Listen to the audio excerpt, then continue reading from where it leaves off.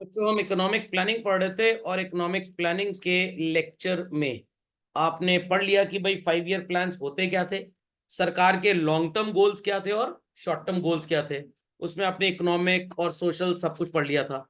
There after economic planning के achievements क्या थे, और इकोनॉमिक प्लानिंग के लिए प्लानिंग कमीशन को बनाया गया था 51 में, और इसको खत्म क्यों कर दिया गया 2014 में, ये भी मैंने आपको बता दिया।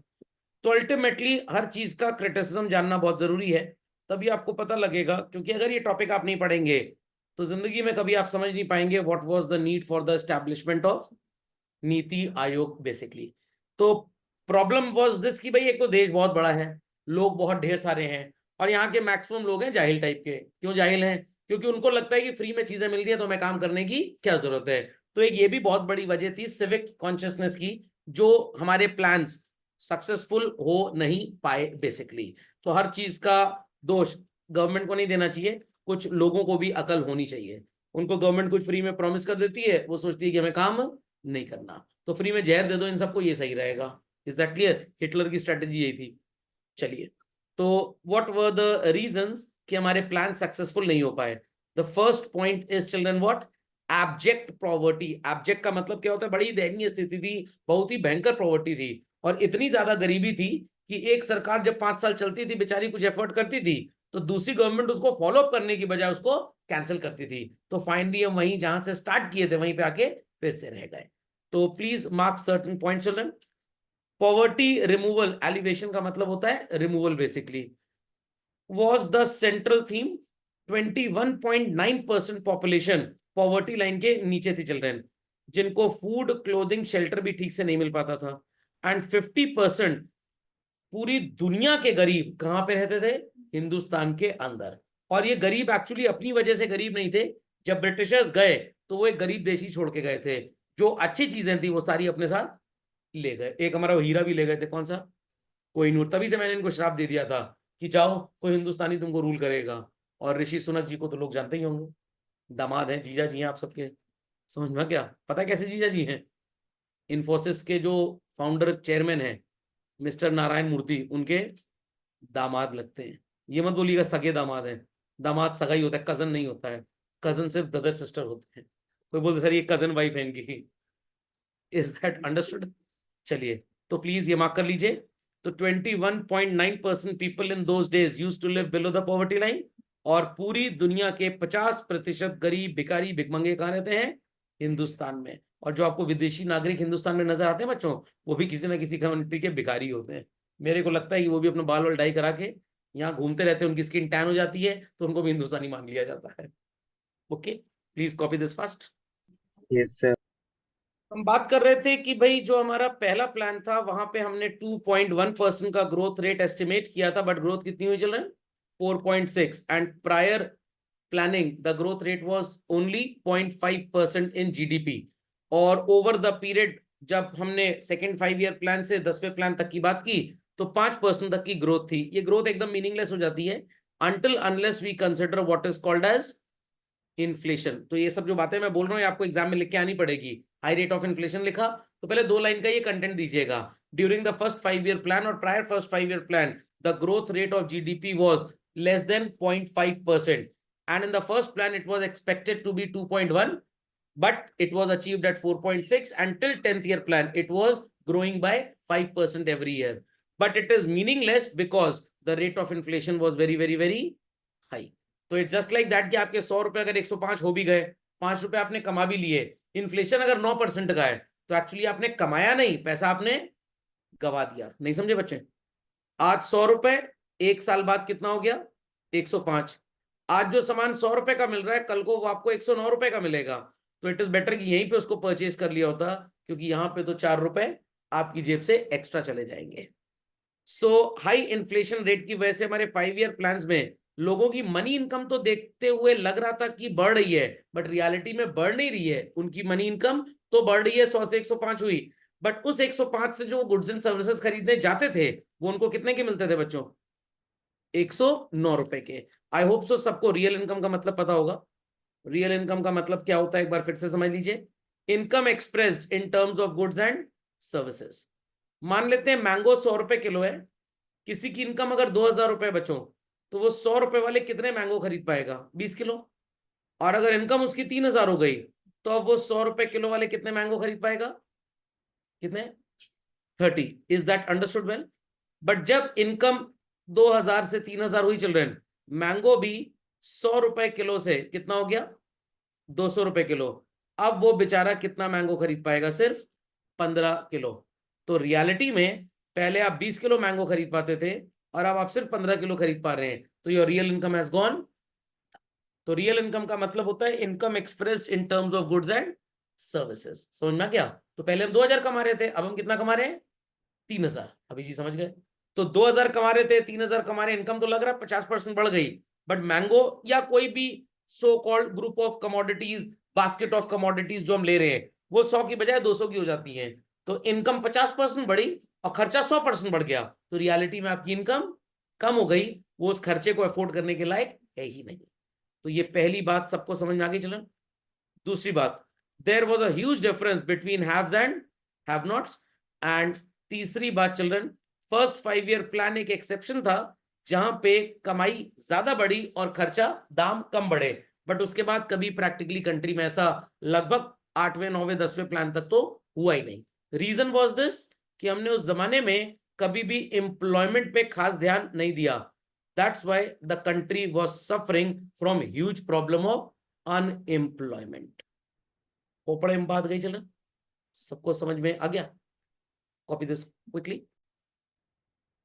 चलिए बच्चों, अगली प्रॉब्लम प्लानिंग के समय में क्या आई थी? एम्प्लॉयमेंट का काफी क्राइसिस था। यहां इन्होंने अनएम्प्लॉयमेंट क्राइसिस लिख दिया, एक्चुअली एम्प्लॉयमेंट क्राइसिस होना चाहिए था। More and more opportunities generate तो हुई, but ultimately so called execute नहीं हो पाई। रीजन बीइंग उस जमाने से लेकर आज तक कमी हमेशा देश में क्या रही चिल्ड्रन? स्किल डेवलपमेंट की। अब तो थोड़ा पढ़ाई लिखाई का माहौल गांव वगैरह में ठीक हो गया है, नहीं तो लोग गांव से, स्पेशली मैं उत्तर प्रदेश की बात बता रहा हूँ, बड़ा अजीब टाइप का देश है ये, मतलब प्रदेश है।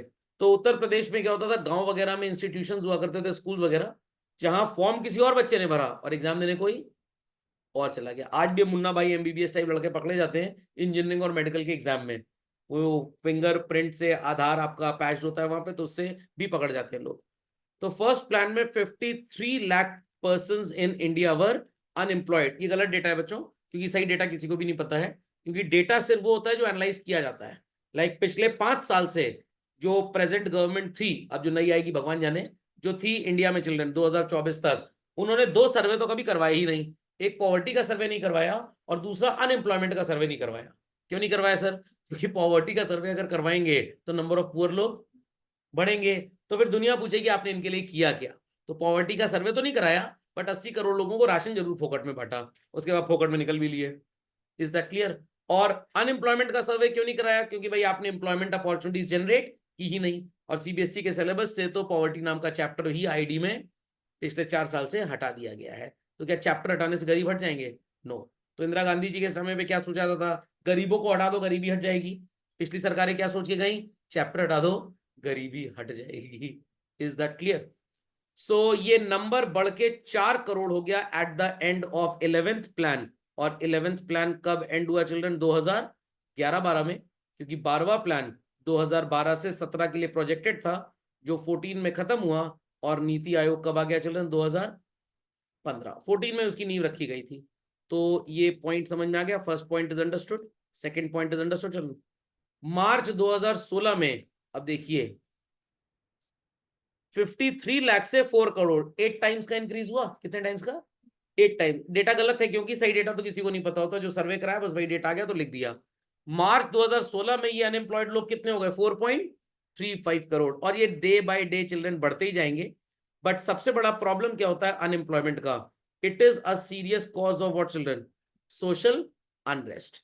क्योंकि पॉवर्टी बढ़ेगी, लोगों के पास अगर नौकरी नहीं है, पॉवर्टी बढ़ेगी, तो जो इलीगल एक्टिविटीज हैं, जो अनसोशल एक्टिविटीज हैं, लाइक थेफ्ट, डेकोइटी, ये सब चीजें बढ़ जाएंगी। खोपड़े में बात गई कि नहीं गई चलन? तो this is the serious problem of unemployment, और इस देश में हमेशा बनी रहेगी, because there is a lack of skill. क्योंकि हम सब्जेक्ट वो पढ़ रहे हैं जो आज किसी काम के है ही नहीं। और वो सब्जेक्ट हमारे बच्चे पढ़ना नहीं चाहते, पेरेंट्स पढ़ाना नहीं चाहते, सिस्टम के पास मतलब स्कूलों के पास, कंट्री के पास ऐसा सिस्टम नहीं है कि उन सब्जेक्ट्स को पढ़ाया जा सके। क्योंकि जो भी नए subjects need of the hour हैं, उनको पढ़ाने के लिए कोलैबोरेशन करने की बहुत जरूरत है, और कोलैबोरेशन करना हिंदुस्तान में इज नेक्स्ट टू इम्पॉसिबल। दो भाइयों की, दो दोस्तों की पटरी आपस में खाती नहीं है, तो कोलैबोरेशन क्या ठेंगा करेंगे यहाँ पे। तो यूनिवर्सिटी में ग्रेजुएशन का प्रोग्राम चल रहा है, मान लीजिए बीए, और या मान लीजिए बीकॉम, अब पढ़ाना है मार्केटिंग। प्रोफेसर कह रहा है बेटा ये 4 पॉइंट्स हैं, ये रट लेना, एग्जाम में बढ़िया नंबर आ जाएगा, और आपको एक कंघी तक बेचनी आती नहीं है, तो क्या मार्केटिंग किताब से पढ़ने में कोई फायदा हुआ? नो। तो मार्केटिंग फायदा तब करेगी, रिटेल सब्जेक्ट फायदा तब करेगा, जब आप रिटेल स्टोर में जाके कुछ एक्चुअल सेलिंग स्किल को सीखेंगे। कोडिंग का क्लास ज्वाइन कर लिया, कोडिंग सीख ली कंप्यूटर सेंटर से, सर्टिफिकेट भी मिल गया A+ का, बट रियल लाइफ में आपको कोडिंग करनी आती नहीं है। तो जब तक आप माइक्रोसॉफ्ट की लैब में बैठ के, IBM की लैब में बैठ के, इन्फोसिस की लैब में बैठ के, विप्रो की लैब में बैठ के, HCL गूगल की लैब में बैठ के रियलिटी में कोडिंग नहीं करेंगे, तब तक आपको कोडिंग का एक्सपीरियंस आएगा ही नहीं। तो डिग्री लेके तो हमेशा आप अनएम्प्लॉयड ही रहेंगे, एम्प्लॉयमेंट कभी आपको मिलेगा ही नहीं। गांव वगैरह में लोग क्या सोचते हैं, थोड़ा कंप्यूटर सीख लो, एक जन सेवा केंद्र खोल लेंगे। क्या जन सेवा केंद्र से आप बहुत पैसा कमा पाएंगे? नो। तो बेचारे गांव के बच्चों की यही चाम होता है, क्योंकि उन्होंने इससे बाहर कभी कुछ देखा ही नहीं। समझ में आ गया बच्चों अनएम्प्लॉयमेंट का रीजन? मार्क कर लीजिए झटपट फास्ट। फिर आगे चलते हैं to the next point, that is infrastructure problem. इतने साल इंडिपेंडेंस को हो भी गए, यहाँ पे 67 लिखा है because the book is of old edition. जोड़ लीजिए बच्चों जरा, 1947 से 2024 कितने साल हो गए?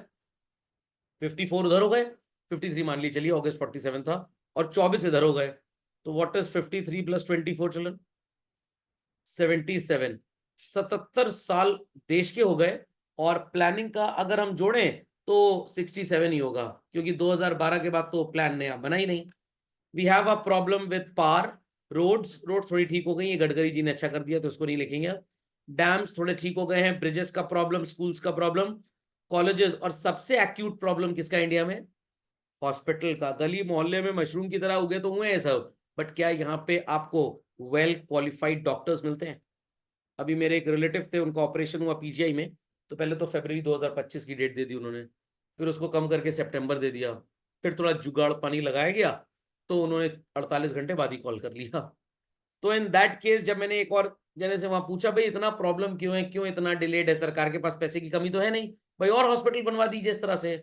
So one of my known person who is a doctor in Allahabad medical college said, college तो बन जाएगा, हॉस्पिटल भी खुल जाएगा, सब आ जाएगा, बट डॉक्टर कहाँ से आएगा? इलाज तो डॉक्टर करेगा, क्या आप रोबोट से इलाज करवाएंगे? रहने दीजिए सर, उल्टी पुल्टी सुई घोप दिया, पता लगा हम सो रहे तो उसको लगा इनका हाथ है, आंख में सुई भोग दिया। Is that clear? तो नजर कमजोर के अंधे ही हो जाएंगे। तो प्रॉब्लम इज ऑफ डॉक्टर। क्यों डॉक्टर का प्रॉब्लम है? क्योंकि भैया नीट का एग्जाम गिरी से गिरी हालत में, मान लीजिए 19 साल में क्वालिफाई किया, 5.5 से 6 साल आपकी MBBS की पढ़ाई चलेगी। MBBS की पढ़ाई कितने साल में खत्म हुई? 25 साल। पढ़ पढ़ के इंसान इतना पक जाता है, वो कह रहा है मैं 1-2 साल तो रेस्ट करूंगा, या अच्छा मान लीजिए रेस्ट उसने अगर नहीं भी किया, तो इन दैट केस, चलिए रेस्ट अगर उसने नहीं भी किया, तो कम से कम 25 साल के बाद 2 साल उसको कहां पे अपने व्यतीत करने पड़ेंगे? पोस्ट ग्रेजुएशन, MD MS जैसे प्रोग्राम्स करने में। बेचारे की उम्र कितनी हो गई? 27 साल। तो MBBS तो झोला छापी होता है, वो सिर्फ मेडिकल सर्टिफिकेट बना सकता है, कोई इलाज नहीं कर सकता, खास मतलब सर्जरी वगैरह तो कुछ नहीं कर सकता। 27 ईयर्स के बाद 1-2 साल प्रैक्टिस करिए, फिर उसके बाद सुपर स्पेशलाइजेशन चाहिए आपको, तो आपकी उम्र कितनी हो गई बच्चों? 30 साल। और यहाँ पे आपके परिवार के लगभग 2 से 2.5 करोड़ रुपए खर्च हो चुके होंगे। अब 2.5 करोड़ रुपए का 10 साल का इंटरेस्ट जोड़ लीजिए, कम से कम 2.5 करोड़ बन जाता है 5 करोड़। यहाँ लगेगा 5 करोड़, साल भर का बहुत उड़ के कमा लेंगे तो 50-60 लाख कमा लेंगे, इससे ऊपर नहीं कमाएंगे। सेम वे कोई इंजीनियरिंग कर ले, कोई CA कर ले, कोई MBA कर ले, तो 3-4 साल में पैसा कमाने लायक हो जाते हैं। तो क्या मेजोरिटी पेरेंट्स चाहेंगे कि हमारा बच्चा डॉक्टर बने? नो। क्योंकि मम्मी क्या चाहेंगी, बेटा मरने से पहले कम से कम नाती पोते का मुंह तो दिखा दो एटलीस्ट। तुम 30 साल में डॉक्टरी कंप्लीट करोगे, शादी कब करोगे, बच्चे कब होंगे? हम तो निपट जाएंगे, पुनर्जन्म हो जाएगा, तो रहने दो, डॉक्टर ना बनो तुम। तो डॉक्टर हिंदुस्तान में कौन बनता है? जिसको सही में सोसाइटी को सर्व करने की ललक हो। Is that clear? या जिसके ऑलरेडी पेरेंट्स डॉक्टर हैं, तो भाई हॉस्पिटल चल रहा है, तुम्हें आगे दुकान संभालनी है, मतलब अस्पताल संभालना है, तो तुम इसमें आ सकते हो। तो भैया वही डॉक्टर बन सकता है, क्योंकि डॉक्टर बनना हिंदुस्तान में बहुत एक्सपेंसिव अफेयर है। Is that understood? और उसके बाद पढ़ाई भी बहुत ज्यादा डिफिकल्ट होती है, नीट क्वालिफाई करने से भी ज्यादा 100 गुना डिफिकल्ट इसकी पढ़ाई है। जब वहां पे बॉडी मिलती है, उसको मरे हुए आदमी को ऑपरेट करना पड़ता है, लोग वहीं फेंट हो जाते हैं। ओके, तो इट इज नॉट इजी। अपने बायो वालों दोस्तों को बोलिएगा बेटा नीट क्वालिफाई करना बिल्कुल भी डिफिकल्ट नहीं है। एक बार बस मेडिकल कॉलेज में देख के आ जाएं कि फर्स्ट ईयर के स्टूडेंट्स को जब एनाटॉमी की क्लास में चीर फाड़ सिखाई जाती है, कितने वहीं फेंट हो जाते हैं। And it is a very very very pathetic course. Basically एक छोटा सा सेल है, 1 करोड़ क्वेश्चन तो उसके ऊपर बन जाएगा कम से कम। तो बहुत डिफिकल्ट है, बहुत डिफिकल्ट। तो जब मेरे को ये सब बातें पिछले 10-15 सालों में पता लगी, तो अब डॉक्टर को 500-1000 रुपए देते तो मेरे को बिल्कुल भी दुख नहीं होता। बेचारा बड़ा प्रताड़ित आदमी है, बड़ा प्रताड़ित है। और उसके बाद जब डॉक्टर ऑपरेशन थिएटर से निकलेगा, मरीज क्या पूछेगा, डॉक्टर साहब ऑपरेशन सक्सेसफुल था? डॉक्टर क्या बोलेगा, ये सक्सेसफुल जो है ना मूवीज में चलता है, फिल्मों में चलता है, रियलिटी में सक्सेसफुल नहीं होता है। समझ में आ गया? रियलिटी में ऑपरेशन या तो सीरियस होता है या तो नॉन सक्सेसफुल होता है। There is no definition of successful. समझ गए? चलिए, तो एक्चुअल टारगेट्स तो कभी हम मैच ही नहीं कर पाए। पर्टिकुलरली पार का शॉर्टेज जो है चिल्ड्रन, वो लोगों की जाहिलियत की वजह से है। Due to which technology? कटिया टेक्नोलॉजी। लिख के आइएगा एग्जाम में ब्रैकेट में, कटिया टेक्नोलॉजी। हाईलाइट करिएगा और समझाइएगा इस बात को कि आपका बिल आप तो पे कर ही रहे हैं, प्लस जो शीला और मुन्नी के घर में बिजली आ रही है उसका बिल भी कौन पे कर रहा है? वो भी आप ही पे कर रहे हैं। इसलिए आपको इलेक्ट्रिसिटी थोड़ी महंगी मिलती है। समझ में आ गई बात?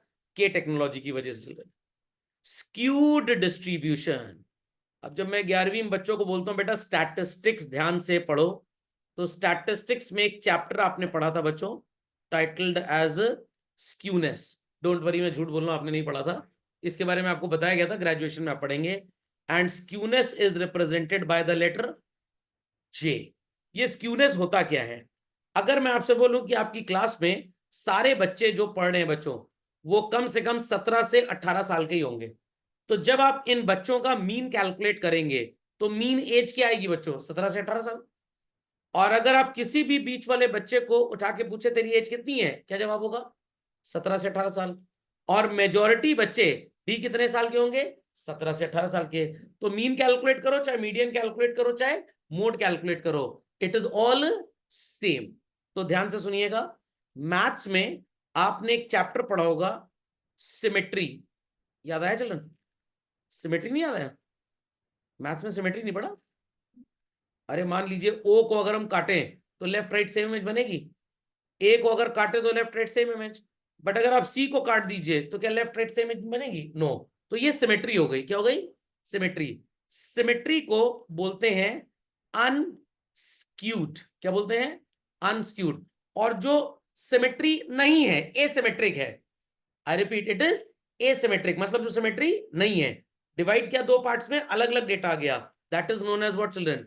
skewed। मतलब some sections of the society are very very very rich and certain sections of the society are very very very poor। तो पूरे देश में अगर एक हालचाल चले तो हम बोलेंगे कि हमारे देश में जो भी लोग रहते हैं, जो इनकी इनकम प्रोफाइल है, ये अनस्क्यूड है। क्या है ये? अनस्क्यूड। अनस्क्यूड मतलब लगभग ठीक है।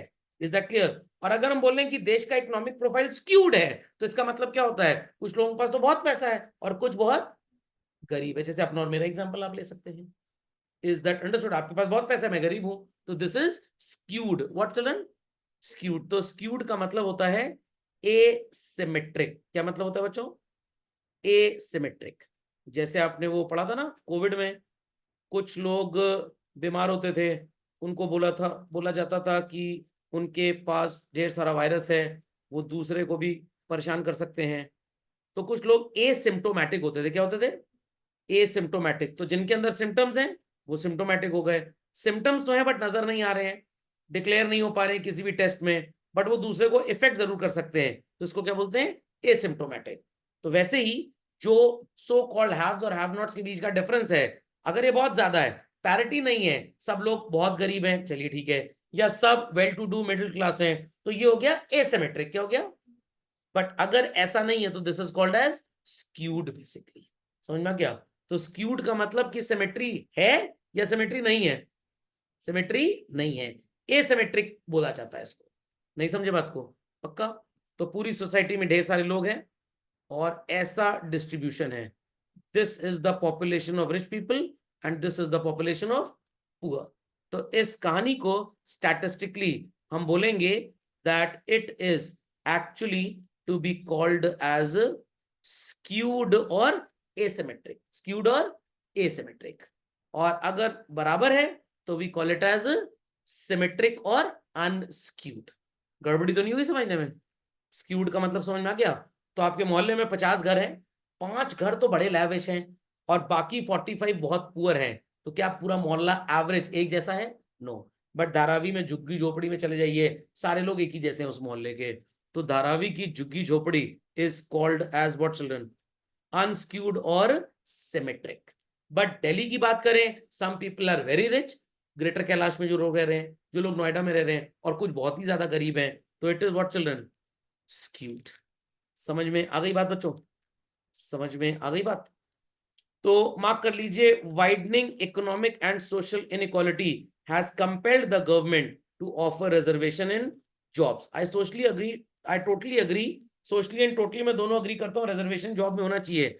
But children, should it be based on caste? No, it should be based on economic profile.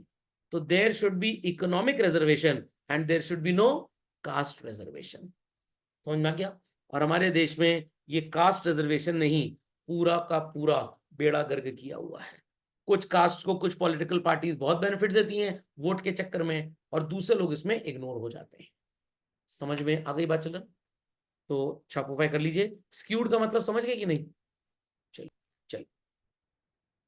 तो बच्चों, अल्टीमेटली यूएन की एक्सपर्ट टीम ने बोला कि भाई जो भी हमारे सो कॉल्ड प्लानिंग के शॉर्टकमिंग्स हैं, इनको ठीक करने के लिए हमें काफी काम करना पड़ेगा। बट ये ठीक क्यों नहीं हो पा रहा? Because the administration is ineffective. क्योंकि हमने 91 तक तो सिर्फ सोशलिस्टिक की बात की थी, और वहां पे सोशलिस्टिक में इतना ज्यादा हमने गवर्नमेंट ऑफिसर्स को या गवर्नमेंट ऑफिशियल को राइट दे दिए थे कि वो सोशलिज्म की बजाय करप्शनिज्म आ गया। एज सच, एम्प्लॉइज वर डिसऑनेस्ट, अपने स्वार्थ के लिए सारा काम होता था। And what is this red tapism? Red tapism शब्द आया कहां से? अगर आप कभी सरकारी ऑफिस में गए हो, एक दफ्ती होती है, उसमें बीच में एक रेड कलर का क्लॉथ होता है और उसके ऊपर नाड़े से उसको बांध देते हैं। तो रेड टेपिज्म वहीं से वर्ड आया है कि जब सुविधा शुल्क देंगे तब आपकी फाइल आगे बढ़ेगी, और जब तक सुविधा शुल्क नहीं देंगे तब तक फाइल आपकी आगे नहीं बढ़ेगी। तो इन सब बातों को देखते हुए इतना फेलियर जब नजर आया, तो 1991 में पकड़ा गया सरदार जी को और बोला गया भैया देश के लिए कुछ करो। And he became the so called finance minister in the then 1991 Congress government children. फिर यूपीए की 2 गवर्नमेंट में 2009 से 14 और 2005 से 9 में he was the prime minister. मौसी के चक्कर में कुछ ये बोले नहीं, नहीं तो अकल तो बहुत थी इनके पास। World's most educated prime minister. और आज देश की जो तरक्की है चिल्ड्रन, उसमें 99.99% इसी इंसान का और 1991 की न्यू इकोनॉमिक पॉलिसी का योगदान है। बाकी कोई कितना भी भौंक ले, कोई फर्क नहीं पड़ेगा, सच्चाई सबको पता रहती है। समझ में आ गया? अगर मनमोहन सिंह जी ना होते तो शायद हमारा हाल भी जो पाकिस्तान, बांग्लादेश और श्रीलंका का है वही होता चिल्ड्रन। एग्जैक्टली। गोभी यहाँ पे मिलती 2,500 की, कोचिंग की फीस तो अफोर्ड ही ना कर पाते लोग। समझ में आ गया? बिजली सब कटिया मार के चलाते। चलिए, समझ गए इस बात को? तो इसी के साथ आपका चैप्टर होता है पूरी तरह से समाप्त।